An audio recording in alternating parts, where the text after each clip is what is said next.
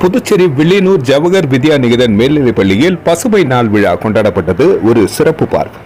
புதுச்சேரி வில்லியனூர் சிவகணபதி நகரில் அமைந்துள்ள ஜவஹர் வித்யா நிகேதன் மேல்நிலைப் பள்ளியில் மழலையர் வகுப்பு மாணவ செல்வங்களுக்கான பசுமை நாள் என்னும் பச்சை நிற நாள் கொண்டாடப்பட்டது.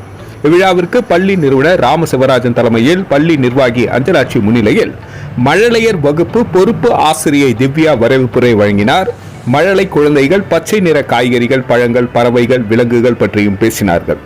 பச்சை கீரை வகைகள் காட்சிப்படுத்தப்பட்டன.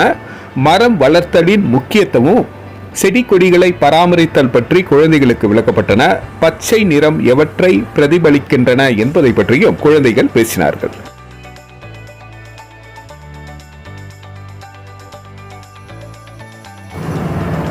நிகழ்ச்சியில் மேடை பச்சை நிற பொருட்களாலும் காய்கறி தோரணங்களால் அலங்கரிக்கப்பட்டிருந்தன.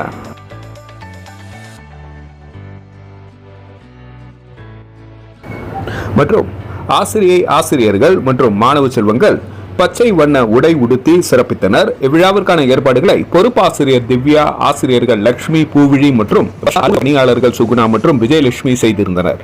பள்ளி முதல்வர் சாந்தி மாணவர்கள் திறன்களை பாராட்டி ஆசிரியர்களுக்கு நன்றி தெரிவித்தார். நன்றி. மக்கள் மொழி செய்திகளுக்காக சரவணன், புதுச்சேரி.